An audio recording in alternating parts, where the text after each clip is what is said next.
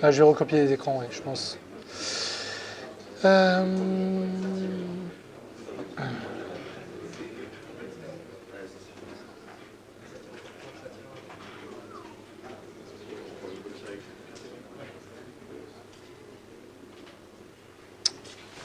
Excusez-moi.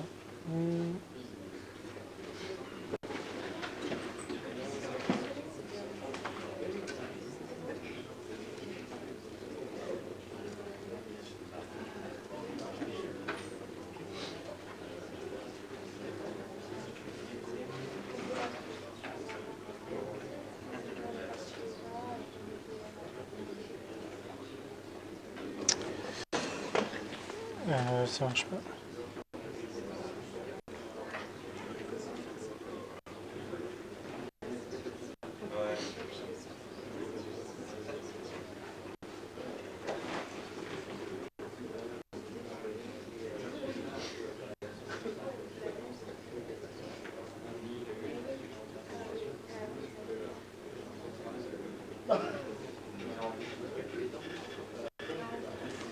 C'est mieux? Ouais.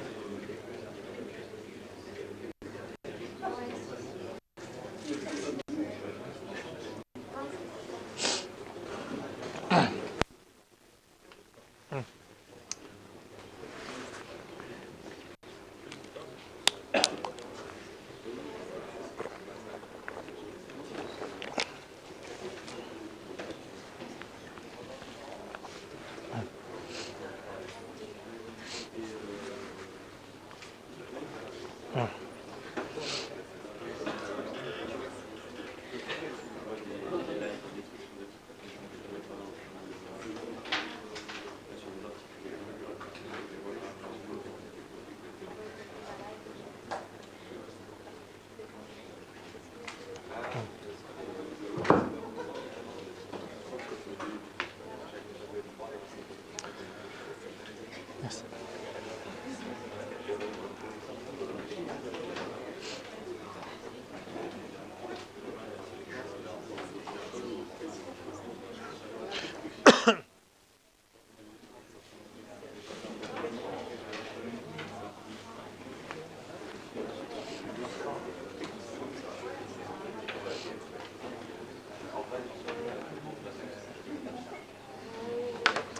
Je peux commencer si vous voulez. Je sais pas trop en fait. En fait, non, je sais pas, on attend ou Non, mais vas-y. Hein. Ah, pardon, non, je savais pas si. Non, mais c'est pas à l'heure. C'est. Non, je sais pas. Vas-y. Ah, d'accord. Nicolas. Quoi. Bon, merci. Merci d'être ce soir, ici présent. Donc, je m'appelle Nicolas Muller, je suis membre du JUG à Marseille pour ceux qui me connaissent, je suis développeur Java, je travaille aussi sur Docker, et je vais vous faire un petit retour d'expérience à la fois, et en gros sur Docker, et je vais prendre comme exemple le framework Vertex. Alors, je voudrais savoir juste, fait du Docker ici? D'accord, il y a du monde, ils ont tout le monde. Même Quentin en fait, hein. Attention, vous l'avez tous vu. Attention, il en fait. Pour la vidéo. De quoi? Redis-le pour la vidéo. Quentin Adam fait du Docker, attention. Qui connaît Vertex par contre? Ouais, un petit peu moins, c'est pour ça. Bon, alors, je vais vous raconter une histoire en fait. Il faut toujours une histoire dans la vie. Donc en fait, on travaille tous chez PyPiper, pour ceux qui connaissent. On vient de faire enfin la levée de fonds, en saison 4. Le but du jeu, c'est pour fêter ça, on va prendre une mascotte, et pour choisir la mascotte, il faut faire une application. Comme chez PyPiper, on fait du cloud et de la compression, on veut faire une application dans le cloud. Pour ça, c'est que les gens qui bossent, ils sont occupés sur la de compression, donc il va falloir prendre des petites mains pour faire l'appli. Et le but, c'est d'essayer un peu de réfléchir sur un peu les problématiques de on doit faire une appli, on est en mode rush, on a des ressources sous la main, ce pas forcément les ressources qu'on voudrait, techniquement parlant, mais on doit se débrouiller. Donc c'est un petit peu le sujet en fait de la conf. Donc pourquoi on fait des microservices en fait? Alors, je ne voudrais pas empiéter sur la conf de Quentin qui sera tout à l'heure, mais l'idée simplement c'est déjà, c'est hype, c'est swag en ce moment. L'intérêt surtout, c'est on va travailler sur une code base réduite. Et on va essayer de découper le problème, c'est diviser pour régner, en le gros problème, en plein de petits problèmes, et on va essayer d'affecter ces problèmes à différentes personnes. L'idée aussi, c'est que plus la code base est simple, plus ça sera simple de faire rentrer dans les projets. Et on peut surtout, et c'est ça qui m'intéresse, c'est mixer les technos. Quand je vous dis on n'a pas forcément les bonnes personnes sur le projet, ce n'est pas forcément les bonnes personnes techniques savoir-faire, c'est qu'on a peut-être des développeurs .NET à un moment donné et on voudrait faire du Java et vice-versa. Et l'intérêt des microservices, c'est du moment qu'on s'est donné le protocole de com entre les deux petits mondes, c'est qu'on peut finalement faire des petites black box et ne plus savoir ce qu'il y a dedans. Alors, la démo que je vais vous faire après, en fait, elle vient de... En gros, c'est une réécriture d'une démo, Voting App, que vous avez peut-être vu dans les DockerCon ou ailleurs, qui est une application démo que Docker utilise dans ses formations et dans les conférences pour voter. Et donc, c'est une application, en fait, avec plusieurs technos, et je les ai réécrites en Vertex et avec de l'Angular et du RxJS. Voilà. Alors, pour toute la partie microservices, venez voir Quentin ce soir. Pour Vertex, alors, pourquoi Vertex? Vertex, c'est un framework qui est intéressant. Alors, c'est un framework, pour ceux qui ne connaissent pas, de la fondation Eclipse. C'est Julien Viette à Marseille et Thomas Ségismond, Clément Escoffier et plus d'autres. Ils sont nombreux en France à porter et à travailler chez Red Hat ou pas, Julien Ponge aussi, sur ce framework. Il a la particularité d'être asynchrone et polyglotte. Et c'est très intéressant dans le cadre de développement de microservices. C'est un concurrent, pour ceux qui connaissent, de Spring Boot et surtout partie Reactor. Et c'est basé sur un modèle event-driven. La personne qui avait initié Vertex, c'est Tim Fox, c'est l'ancien core développeur de HornetQ. C'est un gars qui avait travaillé sur Erlang. Et Vertex, en fait, c'est pas du tout du Erlang, mais c'est fortement inspiré par le modèle d'acteur de la machine VM Erlang. Ce qui est intéressant, c'est que Vertex, en fait, fournit une stack complète avec basé un peu sur les acteurs, avec un in-memory data-grid, un in-memory data-grid, tout un tas de primitives de share data pour partager l'information entre les threads, un modèle de public subscribe et surtout l'event bus. L'event bus, donc c'est vraiment l'héritage de ce que Tim Fox avait fait. L'idée, c'est vraiment d'avoir une couche distribuée. Très facilement, on peut fabriquer donc des instances Vertex comme du Spring Boot et le rendre clusterisable quasiment juste en mettant un simple flag cluster sur l'option du démarrage. Donc Vertex, en fait, ce qu'il faut juste avoir en tête, c'est que ça recèle du Node.js. Si ici vous faites le parallèle, Node.js, ici vous en avez une instance. Vertex, c'est un multi-réactor, c'est le pattern réactor, mais appliqué au nombre de corps. C'est-à-dire que dans Node, si vous avez 8 corps sur votre machine, votre application Node ne pourra toujours utiliser qu'un seul des corps. Ce n'est pas du tout multithreadé. Vertex, en fait, c'est le même principe, sauf que dans une instance Vertex, vous allez avoir plein de verticals. Chaque vertical a un loop. Le loop est aussi un step. Et vous pouvez dire le nombre d'instances daemon loop que vous voulez associer à une instance Vertex. Par défaut, il va utiliser le nombre de corps qu'il détecte sur la machine, mais vous pouvez les définir. Donc, si on parle de thread unique, le gros avantage, c'est qu'on ne fait plus de context switch au niveau des threads. Donc, le but, c'est d'aller très très vite, d'encaisser énormément de charge. Pour faire ça, il faut, c'est la golden rule, ne jamais bloquer l'event loop. Pour ça, Vertex fournit tout un ensemble d'API qui vont du file system, du DNS, en passant par les calls clients, tout en asynchrone. Vous ne pouvez et vous ne devez pas bloquer l'event loop. Si vous bloquez l'event loop, c'est que vous empêchez quiconque de travailler. Le but, c'est que tout soit fait en arrière-plan. Pour ça, ils utilisent massivement Rx, et il y a une version Vertex Rx, c'est toujours les mêmes classes, mais adaptées Rx Java. Pour la petite info, on est sur deux modèles différents. Aujourd'hui, Vertex, si vous aimez Rx Java, c'est le framework, web ou pas, à utiliser pour faire du web. Spring Reactor n'est pas du tout basé sur Rx Java. Voilà, il faut bien l'avoir en tête. Aujourd'hui, moi je commence à bien jouer avec Rx Java, je trouve ça très très fun, RxJS aussi. Et Vertex, pour ça, c'est un bon sujet. Donc, l'idée de Vertex, c'est de multiplier les loops. Donc, vous avez en gros un Node.js sous stéroïde. L'Event Bus, c'est vraiment le système nerveux de Vertex. C'est là où vous pouvez faire passer les messages. Vous pouvez publier sur des fils de messages, vous pouvez les sécuriser, vous pouvez nommer le destinataire, ainsi de suite. C'est une sorte de Redis, mais complètement distribué, natif, intégré dedans. Donc, ils peuvent utiliser Infinispan, ils peuvent utiliser aussi Hazelcast. Voilà. Aujourd'hui, la démo, je vais redescendre volontairement à un niveau plus simple. Je vais faire une démo en utilisant Vertex. Je vais vous montrer un petit peu le code de Vertex, mais je ne vais volontairement pas utiliser l'Event Bus. Je vais par contre utiliser une autre feature qui est très intéressante, c'est Docker Swarm. Alors, dans les gens qui ont utilisé Docker ici, qui a utilisé déjà Swarm? Voilà. Il y en a un petit peu moins, mais c'est normal. Swarm, c'est la version cluster. C'est énorme. Si vous avez un Mac, un Windows, ou vous utilisez au jour le jour Docker, une chose. Swarm, c'est plutôt un usage, je ne vais pas dire de production, mais le but, c'est d'aller vers de l'orchestration de conteneurs. Donc, on n'en a pas forcément besoin quand on lance un Docker Compose sur son poste. C'est un autre type d'usage. Voilà. Alors, le but de la petite démo, ça va être de répondre à quelques questions. C'est comment faire pour travailler en équipe en mixant les compétences techniques.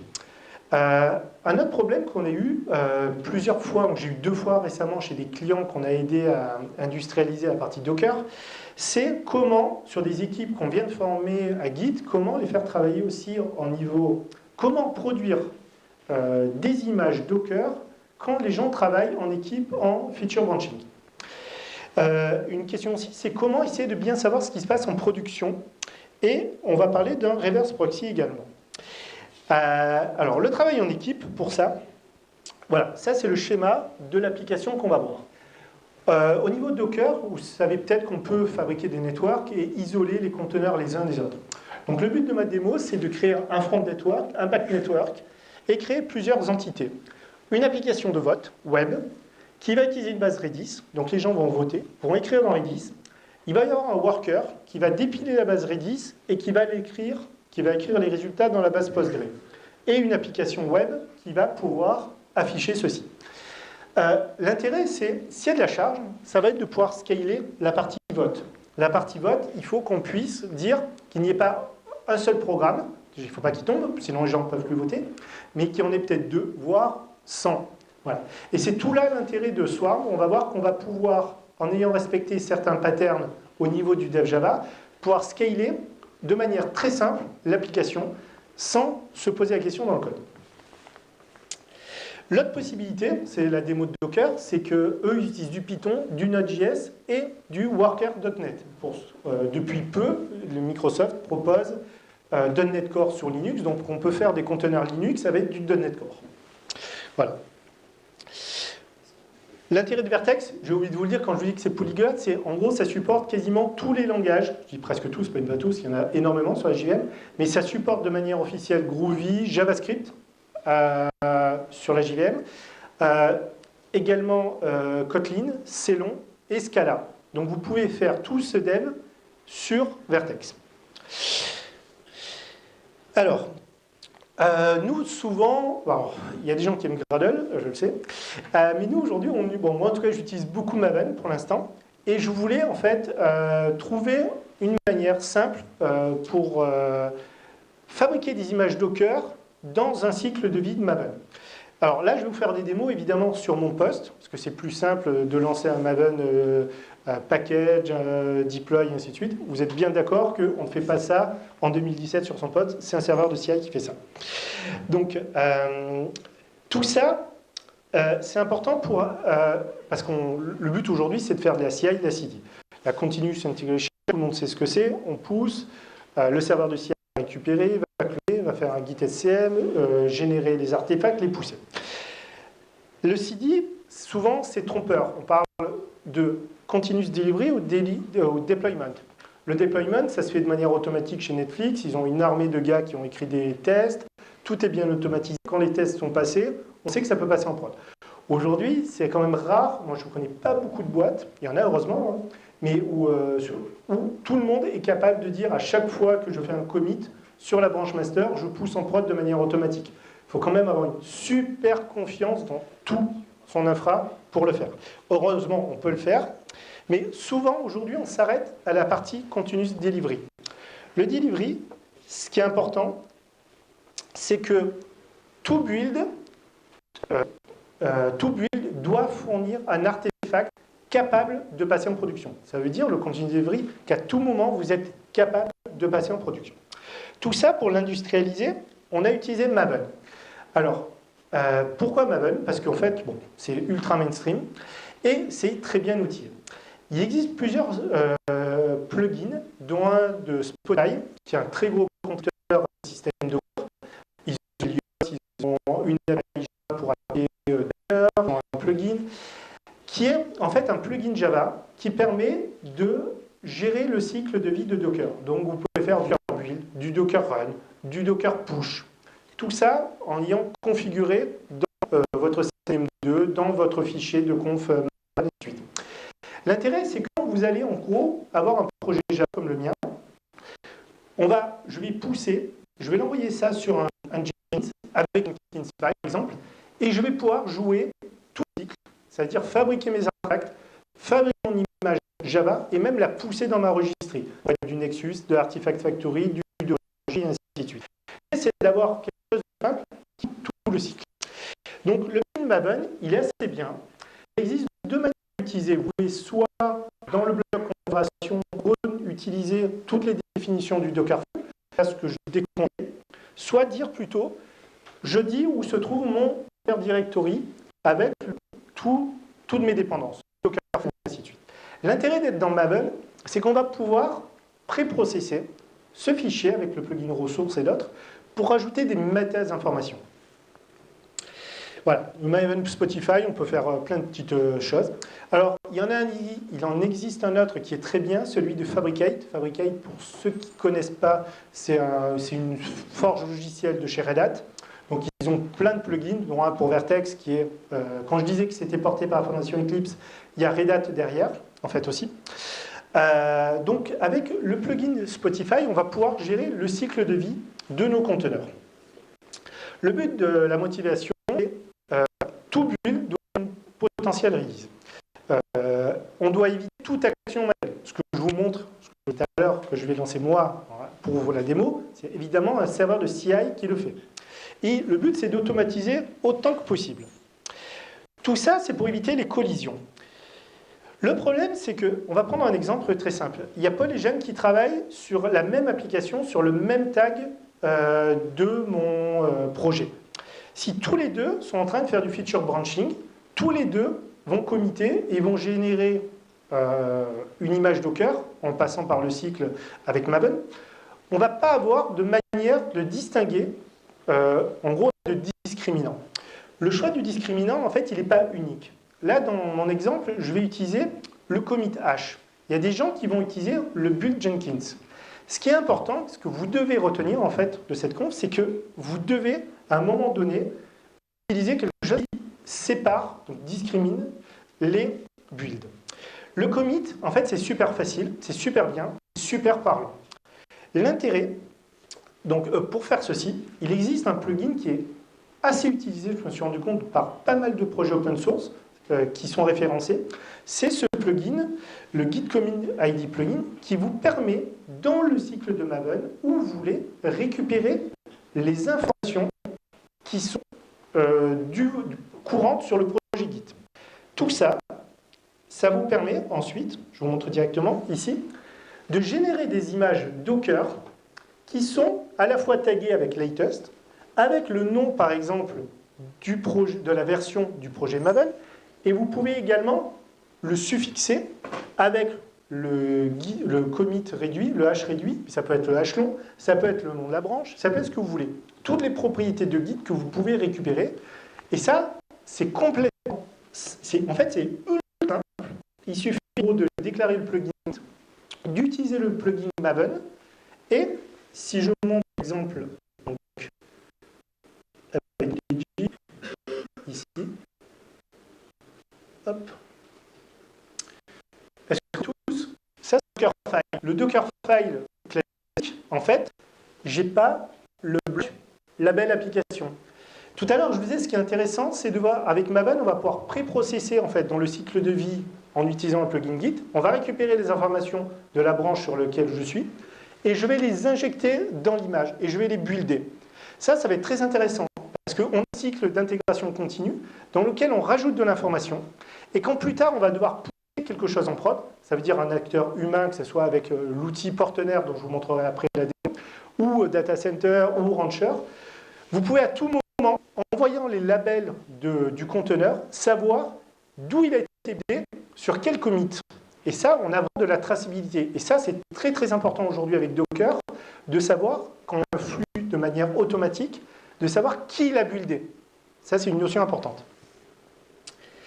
Donc, pour petite info, Vertex, en fait, c'est comme Spring Boot, ça se compile en Fadjar. C'est pas obligatoire, mais c'est une bonne solution.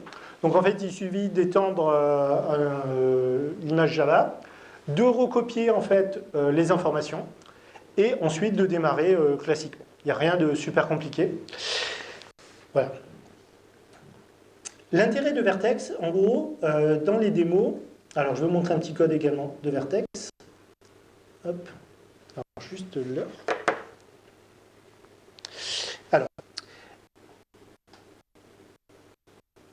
l'Ex invertible, ça étend la classe abstract vertical. En gros, c'est un cycle de vie très simple.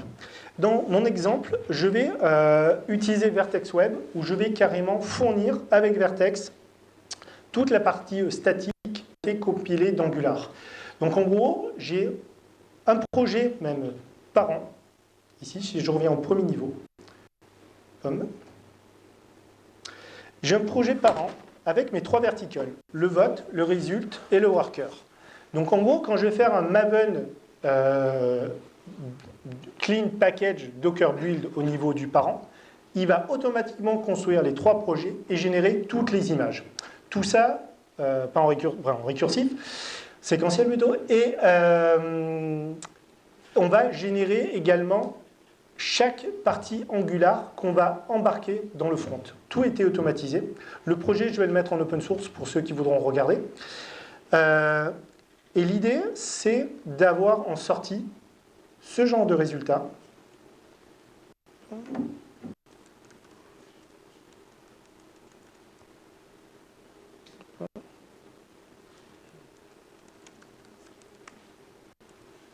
Alors là, je vais devoir dézoomer.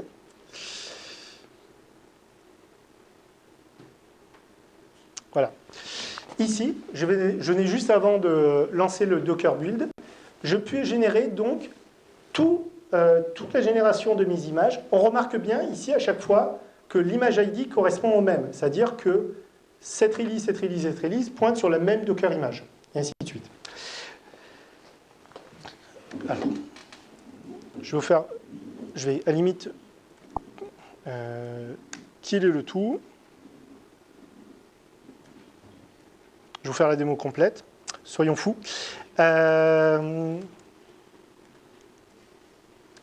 Docker kill, Docker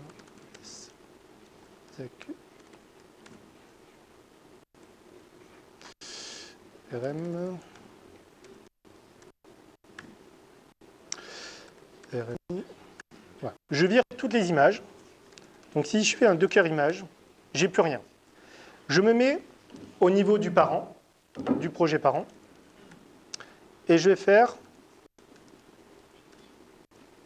ici pour ceux qui voient, vous voyez tous, hop, un Maven Clean Package Docker Build. Et je vais générer ça à la fois des artefacts, ça veut dire partie front avec Angular, la partie Java avec Vertex et les images. Et je pourrais même faire un Docker push pour les pousser automatiquement sur le Docker Hub. Donc là, ça a complètement tout construit. Le but ensuite de la démo, c'est de lancer tout ceci avec Docker Compose. Est-ce que tout le monde a utilisé Compose? Ouais. Alors Docker Compose, c'est un outil de l'écosystème Docker qui permet en fait de faire des applications complètes multi-conteneurs. L'idée en fait, c'est dans le fichier Docker Compose, on va pouvoir décrire service par service on va déclarer Redis, on va déclarer Postgre, et on va déclarer les différents verticles. Je veux le verticle vote, result, on va parler de Sozu, worker, en une certaine version. L'idée, je vous disais tout à l'heure, on est en feature branching, on veut pouvoir donner à quelqu'un le test de telle version ou telle version. Tout ça, pour que ça soit très simple, Docker Compose, de base, utilise le fichier .env. En fait, il va le charger automatiquement. Donc là, dans le fichier .env, quand je lance Docker Compose, il va lire automatiquement le .env et il va choisir ici le tag que je veux. Ici, je pourrais mettre ce que je voyais tout à l'heure, 1.0-snapshot.legithash. Et donc, on va pouvoir faire de manière automatiquement simple, lancer des stacks différentes pour tester chaque feature branche, en fait. Chaque branche, chaque feature. C'est l'idée, en fait, qu'on est en équipe et qu'on est en train de tester, recéter. Alors là, voilà. Là, le build s'est terminé en 1 minute 41. Si je fais un Docker image, je vois que j'ai toutes mes images. Donc, en fait, c'est vraiment, vraiment très simple. En fait, générer avec Docker l'ensemble des images et des artefacts, ça pourrait être la même chose avec du Spring, avec du Tomcat, avec ce que vous voulez. Du moment où vous savez utiliser Maven, c'est très très simple. Le projet, de toute façon, je vais le mettre sur GitHub, vous pourrez vous en inspirer et le critiquer. Alors, là, je vais maintenant lancer Docker Compose. Alors,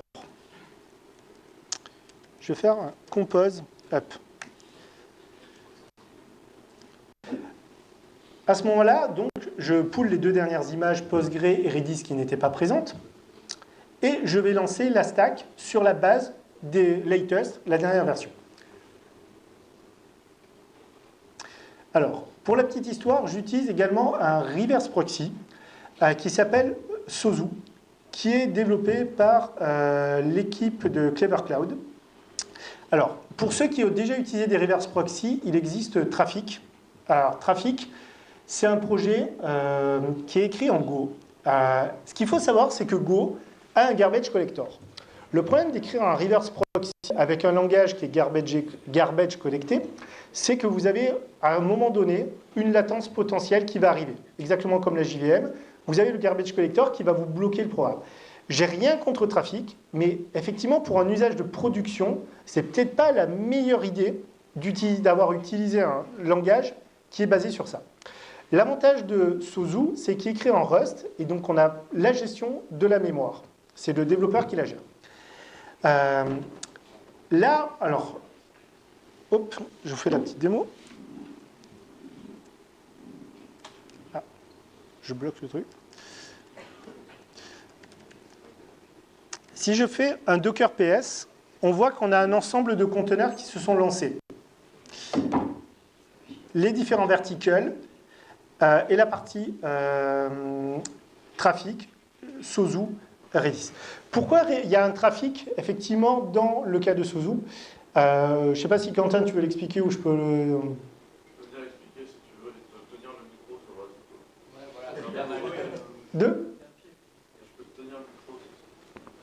Je pense. Tu vas te faire tenir le micro. Ah, d'accord. Un petit peu. Tu comprends ce que tu veux.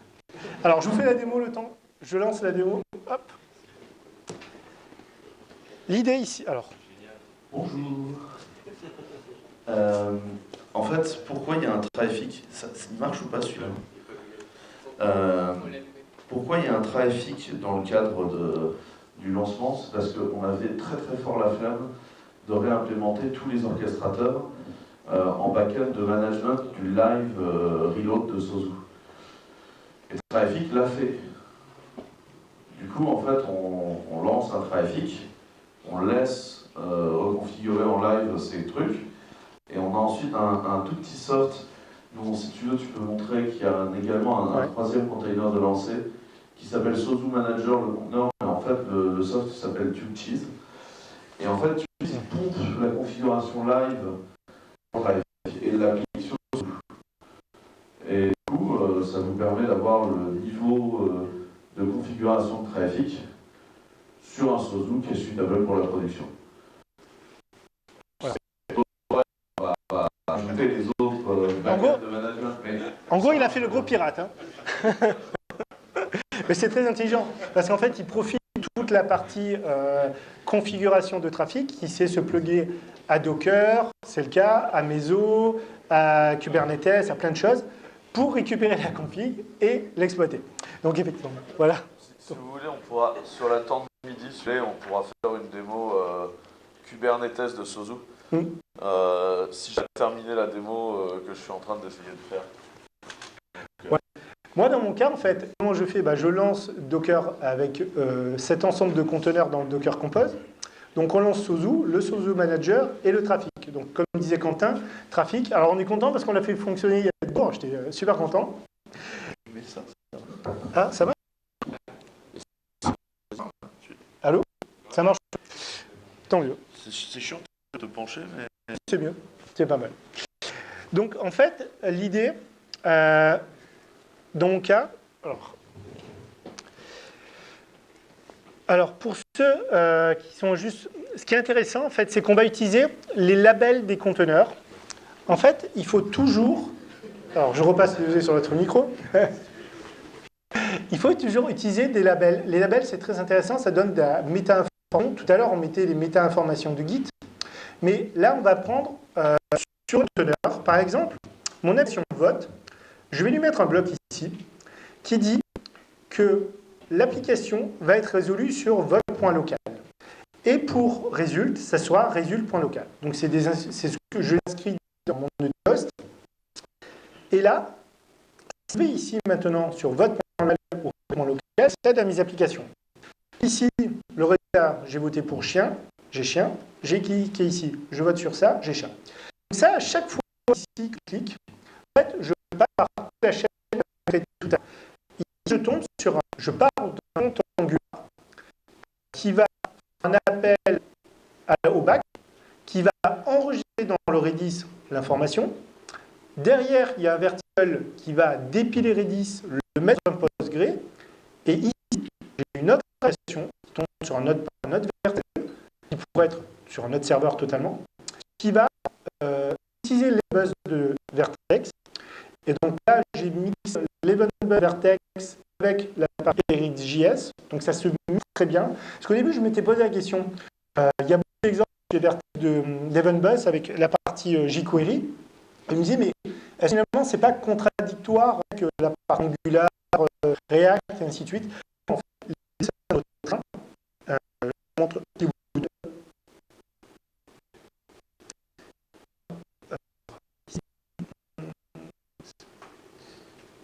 c'est pas sûr. Alors, résulte front-end.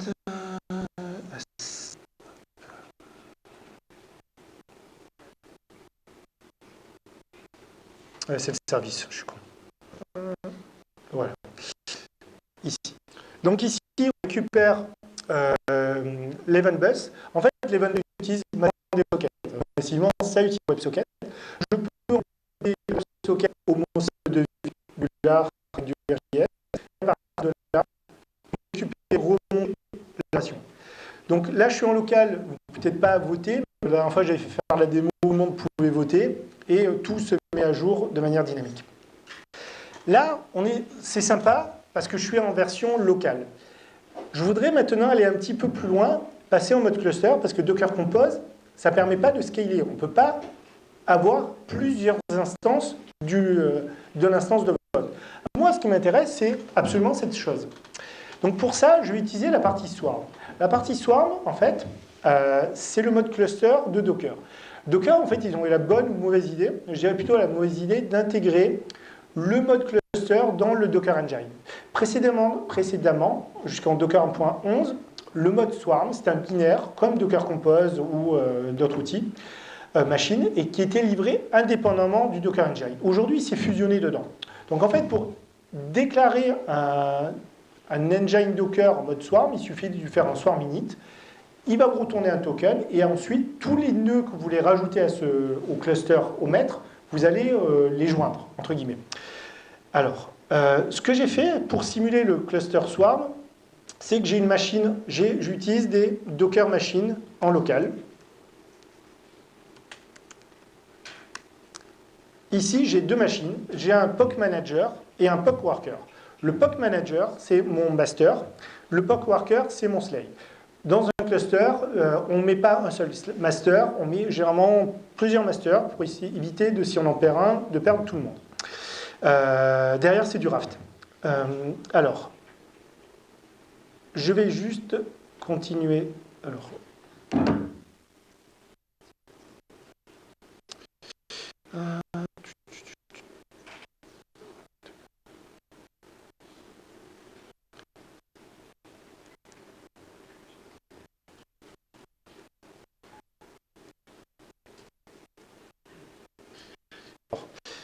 ce que j'avais joué, sans vous attendre, c'est que ici j'avais créé donc avec Docker Machine, si vous voyez, la première avec le driver VirtualBox, ma première VM qui sert mon master.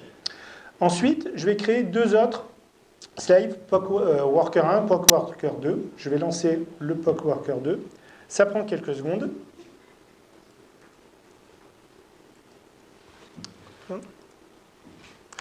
Ce qui va me permettre d'avoir, en gros, 3 machines. Et là, ce qui va être intéressant, c'est qu'on va distribuer les conteneurs. La distribution des conteneurs, depuis Docker 1.13, maintenant qu'ils appellent 2017.tartampion, ça se fait à travers un outil, un autre fichier, qui s'appelle Docker Stack. Docker Stack, en fait, pour ce que je dis souvent, c'est que c'est le Docker Compose pour les opérationnels, pour les ops. En gros, ça a la même gueule et la même saveur quasiment que Docker Compose. On va retrouver les mêmes blocs, Redis, Postgre par exemple, avec la notion de volume et tout, mais on retrouve une nouvelle notion qui est le deployment, sur lequel on va pouvoir dire où est-ce que je veux par affinité placer mes conteneurs. Là, je peux par exemple dire que Redis, je veux qu'il se trouve sur le manager, sur un nœud de type manager. Ce n'est pas POC manager, c'est de nature manager, le rôle. Je veux que le vote, par contre, l'appli de vote, elle ne soit pas sur le manager. Par contre, j'en veux 2 d'instances natives. Je veux 2 réplicas. Parce que là, on va parler en termes de service, on ne va plus parler en termes de conteneurs. Ce que vous avez dû tous utiliser, c'était faire des Docker Run. Le Docker Run, c'est l'ancien modèle de Docker. C'est là où je trouve que Docker, ils n'ont pas été bons de mélanger les deux au sein du Docker Engine. Un Docker Service, c'est l'état souhaité de votre conteneur. En gros, quand vous dites « je veux un Docker Service avec un nombre de réplicas de 2 », vous demandez à Docker de toujours garantir qu'il y a 2 instances de votre conteneur qui tournent dans votre cluster swarm.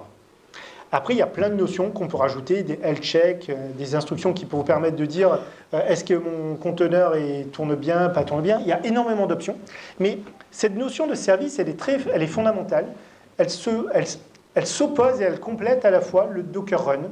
C'est-à-dire qu'il y a des instructions Docker Service Update, Docker Service LS, qui vont vous donner l'état de votre cluster. Et l'intérêt là, de ce Docker Compose Stack, c'est qu'on va pouvoir envoyer un fichier global de configuration de votre application pour dire comment je veux déployer mon application dans mon cluster. Au passage, je vais utiliser 2 autres outils. Un outil qui s'appelle un visualiseur, on va voir les différentes, la répartition, c'est fait en D3JS, sur mon cluster de mes applications. Et je vais utiliser Portener, qui est un projet open source que je vous conseille, qui permet de manager un Docker Swarm. Alors là, je viens de créer mon deuxième. Si je fais un machine LS, j'en ai 3. Alors.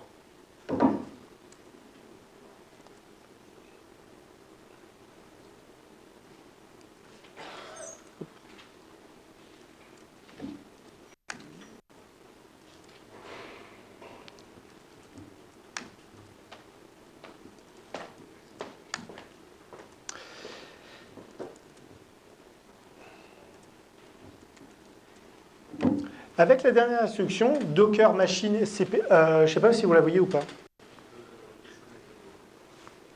C'est peut-être...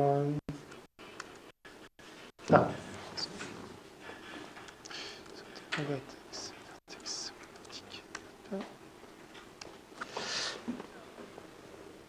Vous la voyez.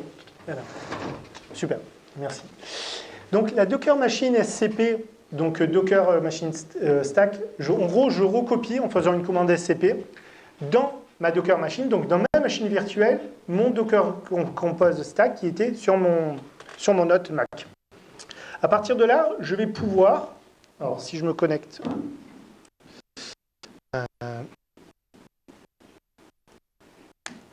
lancer le provisionnement des conteneurs.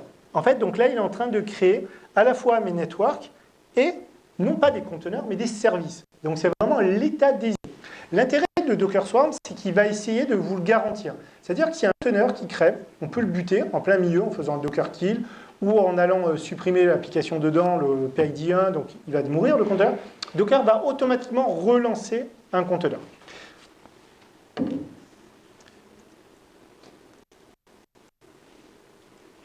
Alors je prends un nouveau.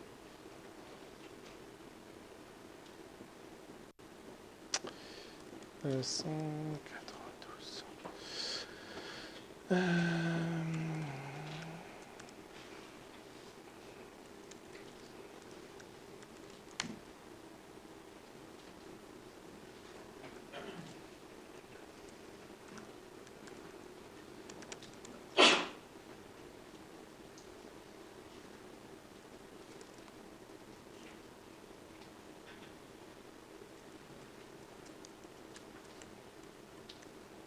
Voilà. Donc là, je viens de lancer, en gros, la stack. Et on a, ça c'est un outil que Docker fournit, alors c'est surtout ne pas utiliser en production, c'est juste un outil pour les démos qui leur sert en fait à avoir une vue du cluster. Donc tout est dynamique, c'est en D3JS. Donc ici, je vois que j'ai mon application visualizer elle-même, j'ai l'instance Postgre, l'instance Redis et Worker qui sont sur le bloc manager. Et ici, je viens de voir que deux POC. Donc tout à l'heure, j'ai demandé 2 réplicas de vote et j'arrive là-dessus. Comment pouvoir accéder?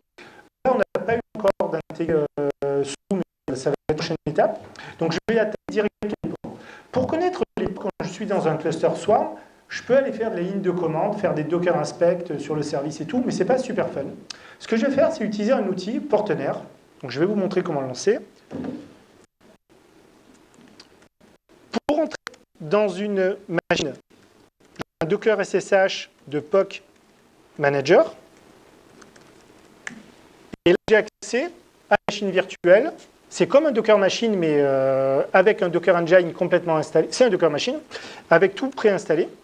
Et là, je vais simplement lancer, ici, je vais faire, en montant la socket Docker, un outil Portenaire. Portenaire, en fait, c'est un front graphique qui me permet de gérer toute la partie Swarm.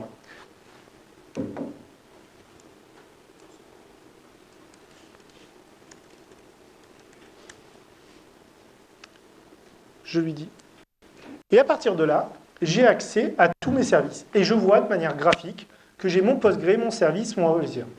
Ici, si je veux accéder à mon application de vote, je vais cliquer ici. Tout à l'heure, j'avais bindé, quand j'étais en local, le 80-80 sur le 80-80. Mais ici, on parle de stack. On ne peut plus fixer les ports. Il faut fixer uniquement le port dans le conteneur, mais en sortie, on ne sait pas sur quoi il est naté. Je clique là, j'accède à mon application. Je clique ici, sur le résultat, j'accède aussi. Je vais pouvoir voter, j'ai mon chat. Je viens ici, je vote sur le chien, j'ai mon chien. Là, par contre, on voit une autre information. J'affiche ici l'ID sur lequel l'application tourne, le conteneur. Si je fais des rafraîchissements, on va voir que je change. En fait, j'en ai 2 pour l'instant. On a le 5B, si vous voyez. Ouais. Et le B6.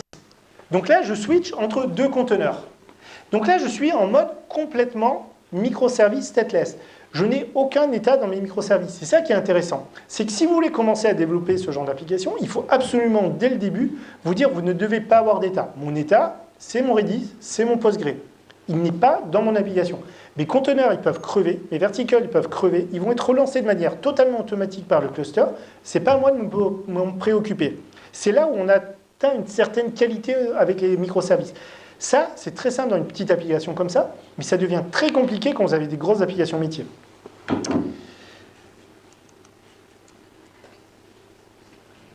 Ce que je vais faire, c'est que là, je suis logué donc d'un main VM, vous voyez tous, je vais exécuter cette commande. Docker Service Update sur le service POC-vote et je demande un réplica de 10.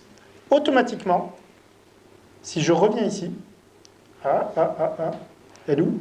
Je viens de créer 10 instances de mes conteneurs. Tout à l'heure, il y en avait 2. Vous voyez que POC-vote, il y en a partout. Et ainsi de suite. Donc en fait, ça devient ultra simple. Quand on a une techno assez bien pensée, il n'y a pas que Vertex, je veux dire, mais qui se prête bien à ce genre de développement, pour la mettre dans du Swarm. Mais on peut faire exactement la même chose dans du Kubernetes.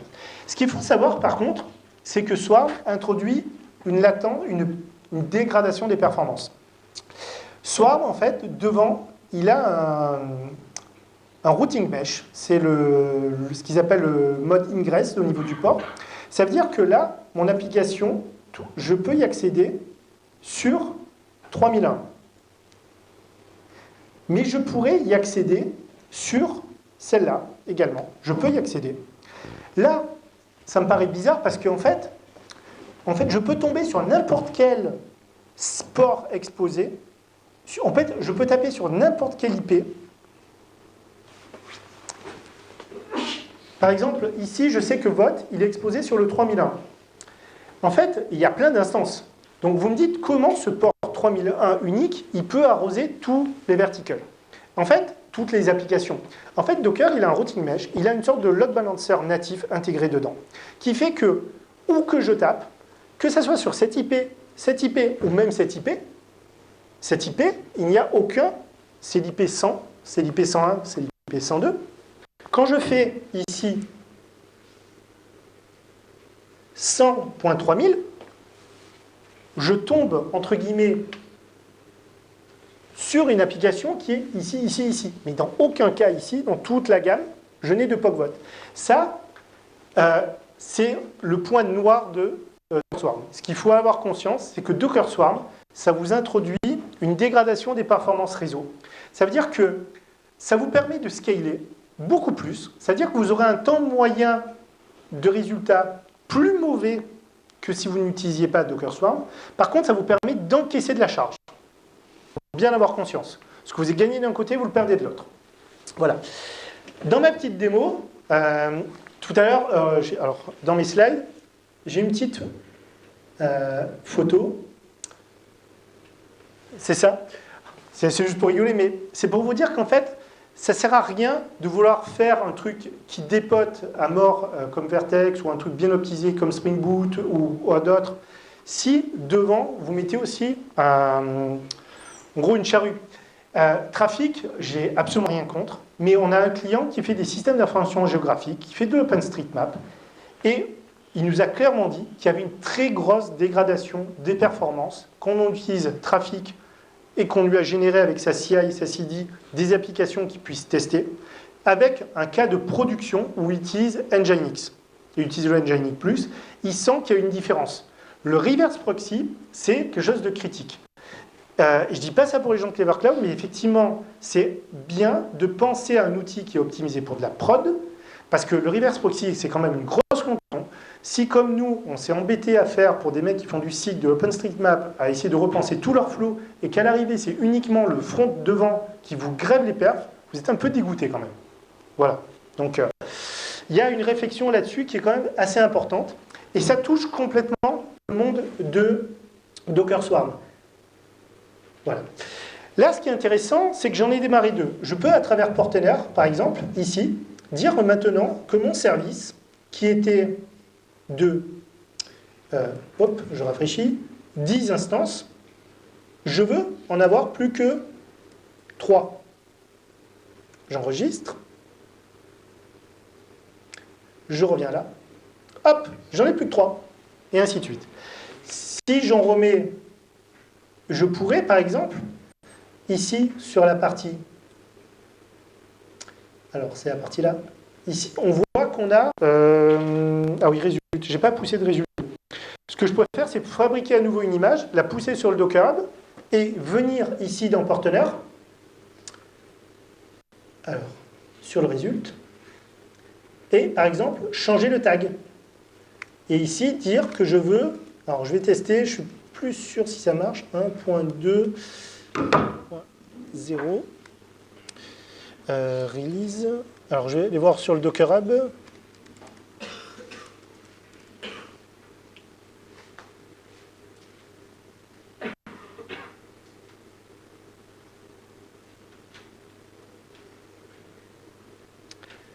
Résultat.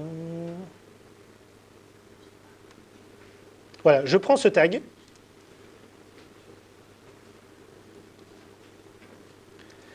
Et je dis que je veux changer uniquement la partie résulte. J'applique. Ici, le POC résulte, il est passé en rouge. Il est en train de se mettre à jour. Et il va repasser à vert. Et là, en fait, je vais faire une mise à jour en prod. En gros, alors là, il y a une interruption de service, mais en gros, juste en allant changer la référence d'une image. Si je reviens ici, résulte, j'ai résulte V2. Voilà, c'est une autre image que je viens de démarrer. Ça, pour qu'il n'y ait pas d'interruption de service, par exemple, sur le vote, on peut avoir des stratégies de mise à jour. Ça veut dire que quand je reviens là, si je prends vote, par exemple, je peux dire, par exemple, que je veux que l'update parallélisme, il est de 2. Donc, en gros, Swarm ne mettra à jour que 2 instances à la fois, avec une attente de temps de secondes entre chaque mise à jour. Ce qui vous permet, en fait, de faire du blue-green deployment. Ça veut dire de mettre à jour, fur et à mesure, votre parc de conteneurs vers la nouvelle version, sans interruption de service. Les gens taperont sur l'ancienne, sur la nouvelle version, et au fur et à mesure, tout ce qui était vert deviendra bleu ou vice-versa. Voilà. Ça, c'est les types de use case, en fait, de déploiement de microservices avec Swarm. Ce qu'il faut vraiment avoir en tête, c'est que c'est super beau, c'est super fun, mais ça se teste et ça s'apprivoise. Swarm, pour l'avoir bien testé, et pour m'en servir tous les jours, c'est loin d'être parfait. C'est loin, loin, loin d'être parfait. Donc, ce qu'il faut vraiment savoir, c'est ce dont vous avez besoin. C'est des outils qui doivent être eux-mêmes monitorés. On ne met pas aujourd'hui, François Michel avait fait une belle conf à Devox sur l'utilisation de Docker en production. Je vous conseille de la regarder. Docker, ce n'est pas la silver bullet qui vous répond à tous les problèmes. Ce n'est pas comme Josh Long qui vous dit qu'avec Spring Boot, vous pouvez soigner vos enfants, résoudre le problème de vos couples, et ainsi de suite. Non, c'est pas ça. Docker, ça vous crée de nouveaux problèmes, ça vous enlève des problèmes, mais ça vous les déplace surtout. Ce que vous faisiez d'une manière, vous le ferez peut-être de manière plus agile, mais ça ne résout pas tous les problèmes. Ça, il faut bien en avoir conscience. Voilà. Tout à l'heure, je vous parlais aussi du tracing des images, juste pour finir. Si je prends par exemple ici mes images, hop, mes services plutôt. Alors, est-ce que je vois les labels dessus? Conteneur, voilà. Le worker. Voilà, c'est ça qui m'intéresse. Tout à l'heure, dans le cycle de CI, on a mis donc automatiquement les informations de Git. Donc je sais que cette image a été buildée à telle heure sur telle personne qui a commité. Donc c'est The Poet, c'est moi-même, qui avait commité. C'est telle branche, c'est telle relation. Donc ça me permet, s'il y a un problème, de revenir dans l'historique Git et de comprendre qu'est-ce qui tourne en production. Parce que là, à la limite, c'est un jar. À la limite, je peux aller peut-être récupérer le jar, le décompiler, et ainsi de suite. Mais si c'est un binaire Go ou Rust, vous êtes bien embêté. Donc il faut quand même savoir d'où ça vient, tout ça. Ça, c'est vraiment une très très très bonne pratique. Git n'est pas obligatoire. Vous pouvez utiliser le build Jenkins. Si votre build Jenkins va aller récupérer en faisant des Git SCM de plusieurs dépôts, les réconcilier avant de construire votre application, vous devez utiliser le build Jenkins. Il n'y a pas de règle. C'est simplement, donnez-vous un discriminant qui vous permet de retrouver l'historique de vos images. Voilà. Je suis à la dispo de vos questions. Bon, merci. Ah oui, et juste une petite chose. Au niveau de Docker, là par exemple, j'ai donc j'ai 2 instances et 3 votes. Si je supprime par exemple Worker 2, alors j'ouvre VirtualBox et je le supprime sauvagement. Voilà. Automatiquement, les conteneurs vont être répliqués sur le worker 1. On a demandé à Docker d'avoir un état, voilà, où il y a 3 conteneurs vote qui tournent. Donc la machine 2 a disparu, et là, il va les relancer automatiquement. Donc tout ça, c'est complètement automatique.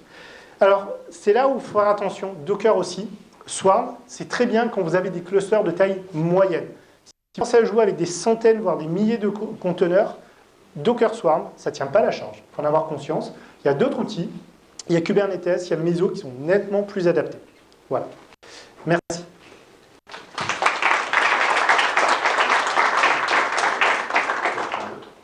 Ok. Ouais. Alors, il y a des questions. Le restart des containers, il y a moyen d'avoir du graceful restart? Est-ce qu'il finit de toutes les requêtes qu'il a reçues ou est-ce qu'il die? Alors, Quand tu redémarres les containers, oui. est-ce qu'ils finissent leur temps de marche ou Au démarrage ou au démarrage, quand un arrêt de container, quand tu les arrêtes? Oui, il reçoit le cycle. Alors c'est là où c'est très important, il faut que ça soit... En fait, dans un conteneur, en fait, les conteneurs, c'est bien adapté. Bon, je fais un parallèle, mais pour... En fait, un conteneur, c'est bien adapté au microservice pour une unique raison. C'est pas un choix... C'est pas philosophique, en fait. Parce qu'au tout début de Docker, quand nous, on pratiquait Docker, les mecs, ils foutaient n'importe quoi dans les conteneurs. Ils mettaient du supervisor D avec plein d'autres process, et ainsi de suite. Et d'ailleurs, il y en a qui le font toujours. GitLab, c'est le conteneur le plus pourri qui existe sur Terre. En fait, ce qui est intéressant, c'est qu'en fait... non, mais c'est vrai, parce que, en gros, ah non, mais GitLab, c'est... Je finis et que j'explique, mais c'est une horreur absolue. Voilà. Alors... en fait, ce qui est important, c'est que pour arrêter un processus en Unix, on fait kill moins quelque chose. Le kill, c'est un faux ami, parce qu'on pense toujours à kill moins 9 qui tue tout, mais en fait, c'est kill moins le nom du signal, SIGUSR1, SIGIN, SIGIT. En fait, le process, quel qu'il soit, va intercepter le signal pour s'arrêter. Quand vous faites, par exemple, un catenina.sh stop, en fait, dans le code de Tomcat, je vous invite à le regarder, dans le code Java, il y a une pour récupérer le SIGIT qui va faire que va s'arrêter. Et les conteneurs, c'est la même chose. Le seul truc, c'est qu'il y a uniquement le PID1 qui soit le signal. Donc en fait, vous ne devez mettre qu'un seul processus métier par conteneur, parce que quand vous faites un Docker kill sans option ou en précisant le nom d'un signal, il n'y a que le PID1 qui reçoit ce signal. Si vous mettez un Tomcat et un MySQL dans le conteneur, vous ne savez pas lequel des deux peut le recevoir. Si vous mettez un supervisor, c'est à vous ensuite d'utiliser une trappe shell pour propager le signal. Ça devient des usines à gaz. Donc, et en plus, ça devient plus scalable, puisqu'en fait, vous mettez tout dedans, si on veut avoir cette philosophie de séparer. Donc, pour répondre à la question, ça va si on respecte les bonnes pratiques, et sachant que le PID1, c'est aussi le seul qui crache les logs sur la sortie standard, sur le driver.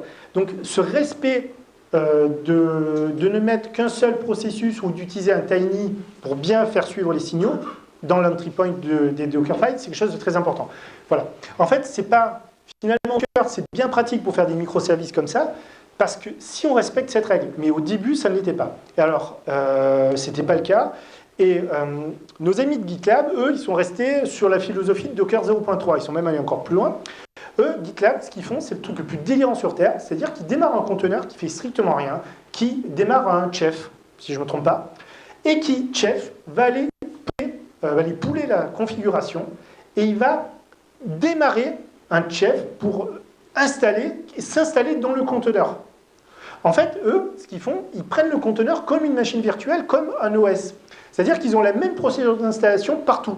C'est-à-dire que dans le conteneur GitLab, vous avez un Postgre, un GitLab, un Nginx, je ne sais plus quoi, encore peut-être un Redis. Vous avez plein de choses. C'est une horreur. D'ailleurs, ce qui fait... charger la couche de chef sans tester les signaux de build. Ouais, c'est le chef qui fait des double requêtes pour les récupérer. C'est ça. En binaire, comme un gros cochon. Ah, c'est une horreur. C'est-à-dire que le conteneur, il s'auto-provisionne au démarrage. Et il y a des gens, le problème c'est qu'on trouve n'importe quoi sur Internet, et il y a des gens qui vous disent que c'est bien de faire ça. Hein. C'est juste que ça viole tout le concept voilà, du conteneur. Donc, voilà. Et donc, GitLab est un mauvais exemple pour ça. Voilà. Et du coup, il va faire comment en fait, il faut toujours mettre un processus par conteneur. Tout à l'heure, dans le Dockerfile, Dans le cas de GitLab, ils ont une dizaine de processus. ben, en fait, ils utilisent un supervisor qui va manager l'ensemble. C'est un outil supervisor D qui s'utilise hors de Docker. Hein. Et en gros, quand ils vont recevoir le signal, ils vont avoir un entry point, qui est sûrement un supervisor ou un shell qui wrap ça. Et ils font une trappe. Une trappe, c'est une fonction de callback sur un signal. C'est du shell, hein, vraiment une commande shell. Et après, ils réappellent tous les processus. Donc, ils doivent faire un PS, grepper, récupérer le truc et propager en faisant un kill moins le nom du signal vers le processus. Donc, ils propagent eux-mêmes le truc. Tu ne peux plus faire Docker run. Tu peux, mais c'est juste que ça démarre une usine à gaz. Je veux dire, comment ils auraient dû faire. Ils auraient dû. Ce qu'ils auraient dû faire, c'est un container par process. Mm. Là, tu vas avoir une dizaine de containers et tu fous tout dans un Docker, dans un Docker Compose. Voilà. Et en fait, Mais ils font déjà en tirant le hub, parce qu'en fait, ils font un mélange de wget, de... Ouais. Tu fais un C'est- conteneur, un premier conteneur qui va juste contenir un Docker Compose. Compose. Quand tu le lances, tu montes la socket d'activation de Docker, Voilà. la socket d'administration, tu lances ton Docker Compose depuis le Docker. Ça, c'est ce que Rancher fait, hein, par exemple. Et après, avec ça, du coup, tu vas boucler tes 10 merdes. Ouais. Sinon, toi, je te suis sur Clever et t'arrêtes de te poser des questions. En vrai, si tu devais faire les choses propres, c'est ce que tu aurais fait. Voilà. Donc en fait, non, en fait GitLab, on en rigole, mais GitLab, c'est un cauchemar quand il faut faire une mise à jour, hein, à cause de ça. Parce que vous avez une sorte de conteneur avec des volumes qui traînent partout, c'est pas rigolo. En fait. Alors, tout le monde du Docker du GitLab à ce service, je peux te répondre sur comment on déploie GitLab. En fait, tous les outils proposés de déploiement GitLab sont à chier, parce qu'en fait, le C'est une horreur. chef télécharge la moitié des binaires de la planète et qui va tout coller dans sa HOP, sa dix. En fait, c'est ce qu'ils font sur tous les paquets. C'est-à-dire qu'ils ont un paquet RPM, un paquet dev, un paquet tout. Et en fait, à chaque fois, le truc installe chef. Ensuite, le truc va télécharger PG, Redis, Nginx, etc. Tout son tab, sa version de Ruby et tout. Tout son tab dans slash OPT et tout ça. Et là-dessus, il colle un badge de 800 lignes qui est l'unité du bordel. Voilà. Donc, la seule solution propre de le faire, c'est en fait de télécharger les sources, installer toi-même à la main PG, Redis et compagnie propre dans ton OS, et en partant des sources le faire, et on continue à chaque fois en s'engueulant avec les mecs, mais on finit toujours par réussir à la faire passer, dans, je sais plus si ça s'appelle GitLab Support ou un truc comme ça, qui est un des retours de GitLab sur GitLab, on t'apprendit tous les scripts de système D pour faire tourner ce machin, je veux dire 100, 500 litres de bash. Voilà. Juste en retour d'utilisateur, moi de l'autre côté, j'ai fait ça dans la boîte où j'étais, c'est ça super pratique. Ah oui, c'est juste tant que tu n'as pas besoin de le maintenir et de le mettre à jour. Tu arrêtes le conteneur, tu télécharges de nouveau, tu démarres le nouveau. Si la map pour le disque dur tes données, ça se met à jour. Oui et non. Non. Dès que tu as un souci, tu es très très embêté. Parce qu'en fait, tu n'as pas accès au... En gros, tout a été auto-installé et il faut rentrer là-dedans, ensuite rentrer dans la conf de Omnibus. Tu as une version différente entre la 7.8 et la 9 là, sur la conf d'Omnibus. Pour l'avoir vécu plusieurs fois, c'est assez douloureux. Si tu fais que des petits sauts, que vous avez fait qu'un ou deux sauts, mais quand tu en fais régulièrement, que tu as des données, c'est bon. Vraiment bien outillé GitLab parce que c'est du Ruby. Et en Ruby, il y a une vraie culture de fournir les tâches. Et donc en fait, tu as des tâches rake de migration. Oui, parce que mais un jour, au début, les premières minutes, l'immigration, Ouais. la note en cours. Quand ça marche. Quand ça se passe bien, c'est super. Voilà. Mais dès que tu as un souci, tu es mort. Tu as intérêt à pouvoir mettre la main sur le rake toi-même. Et c'est pour ça que c'est bien plus intéressant de le faire comme source. Et je conclus, à la limite, oui. Et je conclus sur un dernier point que je n'avais pas montré, à la limite, c'est, tout à l'heure j'ai fait un petit update du result, mais à tout moment, on peut, alors c'est où le rollback?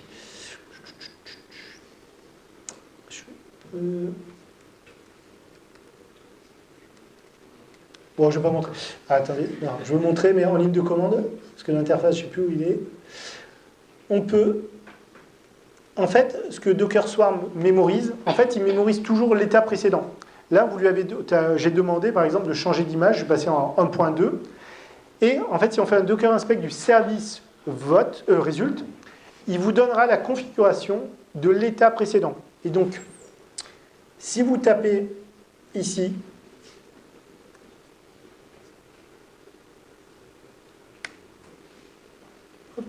Qu'est-ce qu'il me dit? Docker Service Init. Ah, -D peut-être. Voilà. Là, il est en train de revenir automatiquement à la version précédente. Et je suis revenu en VO. En fait, on peut rollbacker à tout moment. Ça, c'est vraiment tous ces outils qui sont pensés pour le mode mise en prod. Vous venez de faire une mise en prod, vous vous rendez compte qu'il y a un gros problème. Vous faites un rollback, vous revenez instantanément dans la version précédente. Voilà. Il y a plein de petites features comme ça. Ce qu'il faut savoir, c'est que la liste des options sur Docker Service, elle tient sur 3 écrans. Voilà. Hop, dernière, si vous avez encore une question. Oui. Dans tes slides, au moment où tu parlais des microservices, il y avait un gros mais. Ah, c'est parce que Quentin en parlait ce soir, donc c'est pour ça. Ça va. 10 heures pour la place de Quentin.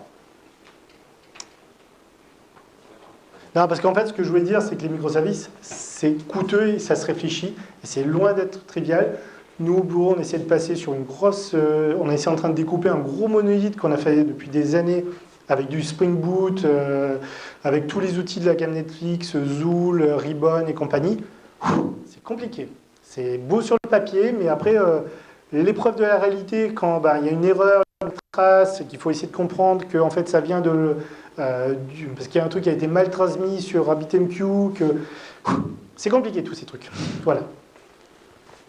En fait, c'est pas venu tout seul. Hein. Tous les mecs qui font des microservices, c'est parce qu'ils ont eu un vrai problème et que c'est parce qu'il n'y avait plus, qu'ils vont plus s'y mettre. Exactement. Petit à petit. Ouais. Donc, en fait, on va faire la même chose. Bah non, en fait. On va faire un monolithe au début parce que c'est bien, ça marche. Ça monte super facilement. Et voilà. Ah, mais c'est exactement ça. C'est dur de partir from scratch sur un projet microservice. On doit, il faut vraiment qu'il y ait des gens qui soient expérimentés dans l'équipe.